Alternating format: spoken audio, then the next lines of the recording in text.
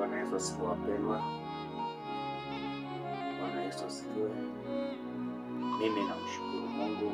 Bwana ameniamsha, amenipatia nguvu. Namrudishia sifa na utukufu asubuhi hii, kwa maana hakuna mwingine kama yeye.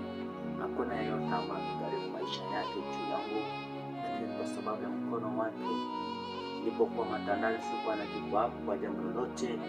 Ilikuwa kwa nguvu zake na uwezo wake ndiye akaniwezesha nione siku hii. Katika siku hii, katika kanisa la Bwana, katika ibada yetu tutajifunza katika neno la Bwana katika kitabu cha Mathayo mtakatifu 22 kuanzia 37. Nilisoma neno hili kwa imani katika tumaini la Bwana Yesu Kristo. Neno linasema ya kwamba Wafarisayo walipenda kumjaribu Yesu, na wakaenda wakamuuliza ya kwamba, Mwalimu, je, amri gani iliyo kuu katika Torati?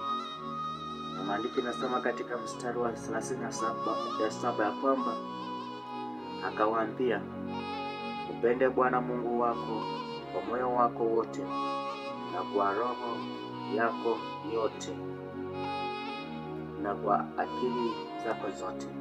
Mstari wa 38 anasema, hii ndio amri iliyo kuu, tena ni ya kwanza. 39 anasema, na ya pili yafanana nayo, nayo ni hii, pende jirani yako kama nafsi yako. Katika amri hizi mbili hutegemea Torati yote na manabii. Wapendwa wa Bwana, neno hili ni neno la msingi sana katika maisha yetu. Ni neno ambalo linatupatia uamko wa macho, linatufumbua macho katika kutoka kwa usingizi. Ndio maana limekuja siku hii. Watu wengi tumeishi kuishi kuwategemea wanadamu. Tumeishi kukaa kama watu ambao hatumfahamu Mungu ni nani. Mpendwa wa Mungu, neno la Bwana linasema ya kwamba amri iliyo kuu